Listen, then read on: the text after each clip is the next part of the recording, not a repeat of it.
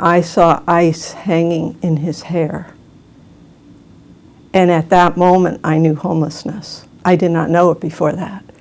And once you see it, there's no unseeing it. You don't unring that bell. And so, I just saw, that was 1980. I saw this just grow and grow and grow, and the number of homeless people increase.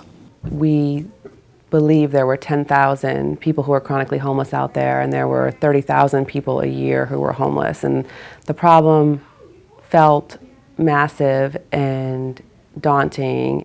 10 years ago, we didn't have the tools we needed to end homelessness. I think it was the question of resources. Where were we going to get the resources to do this? Alan Melville called me one day and said, would you do a lobbying training for the housing advocates in Connecticut? And I said, well, of course. I think about those folks who sat around and really were pioneers who launched this process, who set this path. We had some real powerhouse leaders. Fortunately, some of those folks aren't with us anymore or have retired. You had Dick Schuster, Pete Powell, Bob Holer, Diane Randall. Well, I think when you start something like this, you want to believe that you can succeed. And I think having that belief was helpful to all of us, because if we didn't think we could get there, we may not have made the kinds of strides and put the kind of effort and work into really getting there. The Partnership for Strong Communities and Reaching Home recognize there is no one silver bullet, right? That we're gonna have to attack this issue of homelessness from 5 different ways. Housing First was an aha moment. I have to say that. I worked with the Access team when it first came out in '96, and our first Housing First training, we were just taken aback that we had the support to do this, to do something we already knew would work. That's when the light bulb went off. That's when the realization goes that if I take a person that is under a bridge, if I take a person that is in a shelter, and I give them their own home with support services, they are going to stay housed for the rest of their life. We have landlords who call us when they have an opening, because think about it, we're a much better bet than a person walking in off the street. They're going to get someone with an organization behind them.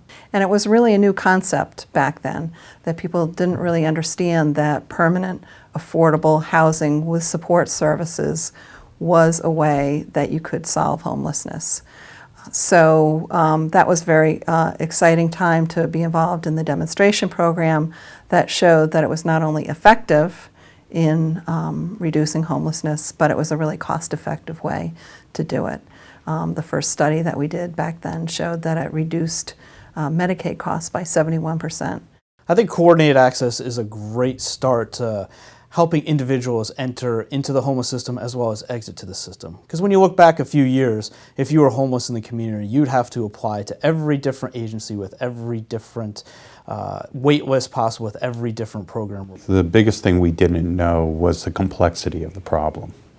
I don't think that was really fully appreciated, and that we're dealing with individuals with a lot of different issues.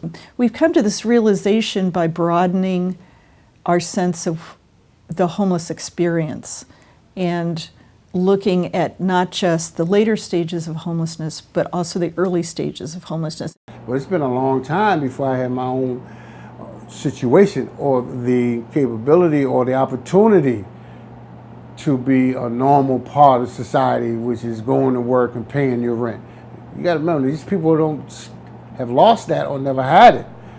I think one of the things that we know now about, homelessness that we didn't know, say, 10 years ago, is that we can pretty much take almost anybody into supportive housing and make it work. One of the innovative things that we've been doing around supportive housing is targeting particular populations with specific interventions. And so we started this project, we used to call it FUSE, we now call it the Connecticut Collaborative Reentry Project. And it's a beautiful thing when it works. It's amazing to see people turn their lives around when they get housed. When we start thinking about the person first, not the unit, not the bed, not the label, that's when we have our most success.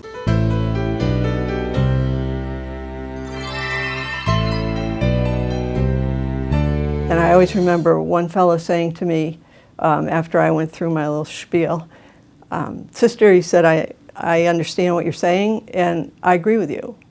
But you know what? He said, my constituents don't call me and say we need to do something to end homelessness. The problem with legislature is that they think in 2-year increments. They think about, how do I budget the budget today? In the room, I can remember some meetings probably in the governor's conference room on the 4th floor of the Capitol, where we literally probably had 30 people sitting in a room trying to say, how are we going to do this? How are we going to put it together? We've learned a lot since then. I don't think we're nearly as arrogant or cocky on what it takes to do this and how hard effective collaboration is. We won this national award for the work that we're doing here in the state on supportive housing.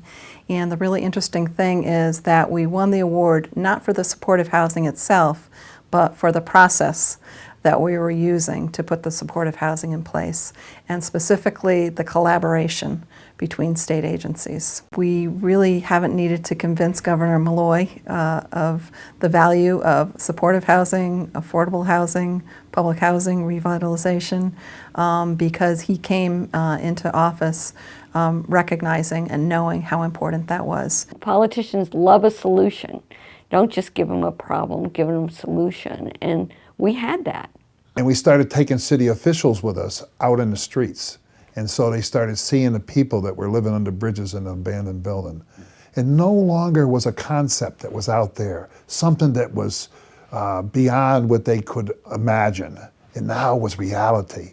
They saw the person's face. They saw the pain. They saw the suffering. One of the folks associated with the program here in Middletown took me to 4 different places. And what I saw were women with children, actually, who were trying to make a difference in their lives. And I sort of connected with those children. At the time, I had young kids, and I was so impacted by, the fact that there was something was making a difference there. They were starting to get their life back in order, and the children had a roof over their head. But that had a huge impression on me.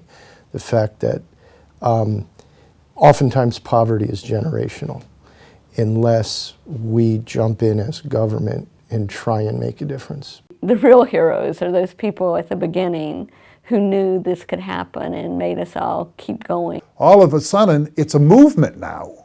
What started off as this small little flame has now caught fire across the state of Connecticut. We have now a governor that's actually talking housing is one of the most important things of his life. I never thought I would see that day. Wow, this is a great time to be involved in this movement, and we are at a point that I never thought we would be at in my lifetime. And here we are, but that doesn't mean that we are quite there yet. There's still a lot more work to be done and a lot of things that do have to happen to get us to where we need to be. So what does it mean to end homelessness?